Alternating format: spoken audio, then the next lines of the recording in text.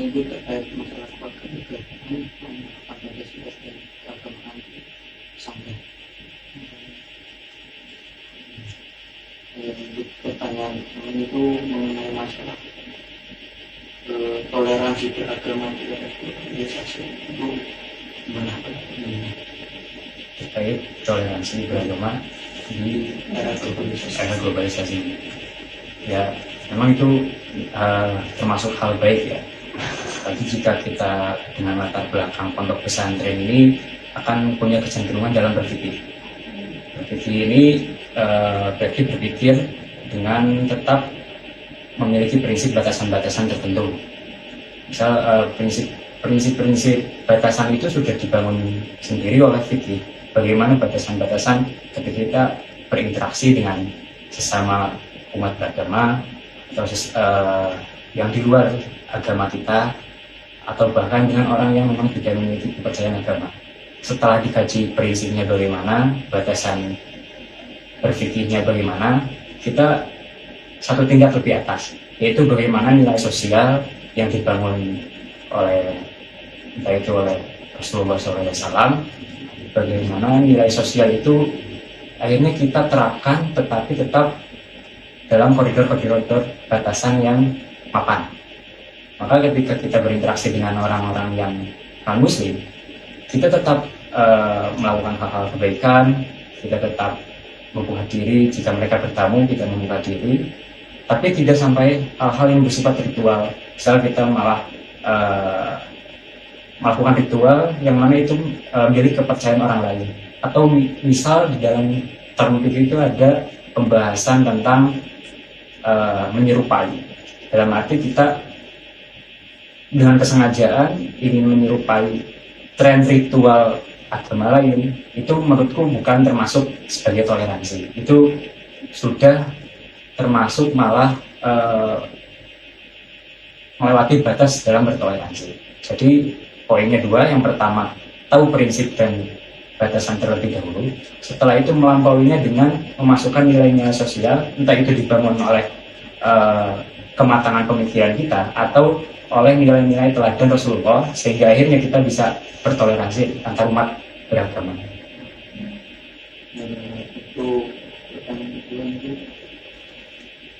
Untuk pertanyaan kedua, di era yang sekarang ini, yang era lagi panas-panasnya tentang pemilu, tentang cawapres itu, bagaimana menurut Anda pemimpin yang cocok di era sekarang ini, yang era pesatan fintechnya? Oh iya. Tapi mungkin kita keluarkan dulu dari konteks cawapres ya. Takutnya saya mengungkapkan ini malah dimasukkan dalam ini mendukung paslon ini atau ini. Enggak ya. Ini real. Berarti bagaimana cara memilih pemimpin di era sekarang ini. Memang ada kesulitan untuk di masa sekarang. Dalam arti kita mencari orang-orang yang kredibel dalam perihal agama, dalam arti misal keilmuan pemahaman agama, tetapi ternyata ketika masuk di lapangan pengalamannya minim dalam manajemenisasi atau dalam bagaimana mengatur negara, mengatur organisasi dalam lingkup lebih besar, sehingga akhirnya kita dituntut untuk memilih pemimpin yang tidak dikriteriakan hanya sebatas paham agama. Berarti kita dibutuhkan kriteria pemimpin yang lain, yaitu kredibel dalam bagaimana berorganisasi, bagaimana memanajemen suatu organisasi, bagaimana mengatur suatu organisasi dalam lingkup negara ini. Setelah itu kita cari mana yang memang semaksimal mungkin kita bisa tahu bahwa dia memang sangat bisa menjunjung tinggi prinsip-prinsip agama. Misal tidak korupsi, misal tidak melakukan hal-hal yang dilarang oleh agama, meskipun sebenarnya pemimpin tersebut tidak dalam pemahaman agama ini, tapi minimal bisa mengangkat prinsip-prinsip agama dan memang kredibel dalam perihal kepemimpinannya. Untuk pertanyaan yang ketiga tentang solidaritas dalam masyarakat Islam, menurut Anda, apa yang menjadi kunci pertama untuk meningkatkan kesatuan solidaritas dalam masyarakat Islam di masa depan?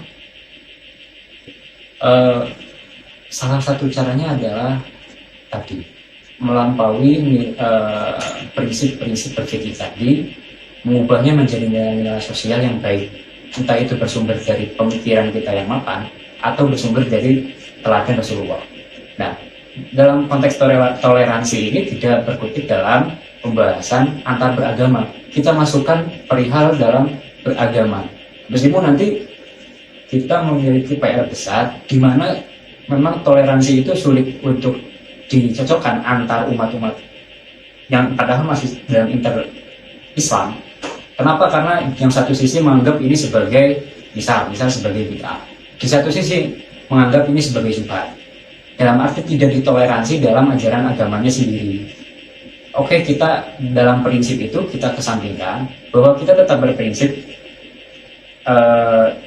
pandangan ini sebagai yang benar, dan pandangan misalkan golongan lain memang dianggap salah, tapi setelah berprinsip sebagai hal-hal yang bersifat pemikiran, kita lanjut ke dalam nilai sosial, di mana ketika kita di lapangan, ketika kita bertemu tetap bersatu untuk menjalin solidaritas, tetap bertoleransi, tetap berbuat baik, meskipun secara pandangan keagamaannya, pandangan golongan lain tetap dianggap salah karena sulit untuk ditoleransi sebagai benar. Baik, lanjut pertanyaan yang keempat. Ini tentang teknologi di masa masyarakat Islam di sekarang. Apakah penting peran teknologi dalam bentuk masa depan masyarakat Islam? Terima kasih. Memang di masa sekarang sangat penting sekali untuk menerapkan dan mendidik para kawan-kawan kita umat muslim untuk bisa terjun ke dalam dunia ilmu pendidikan dan juga ilmu pengetahuan dan juga teknologi. Tapi sangat disayangkan jika ternyata kawan-kawan kita itu memang kesalahannya bukan pada kita fokus kita beragama, bukan itu kesalahannya. Kesalahannya ada kefokusannya. Kita hanya fokus pada satu bidang, yang mana misal bidangnya itu adalah fikih saja, yang dalam arti ini adalah hukum.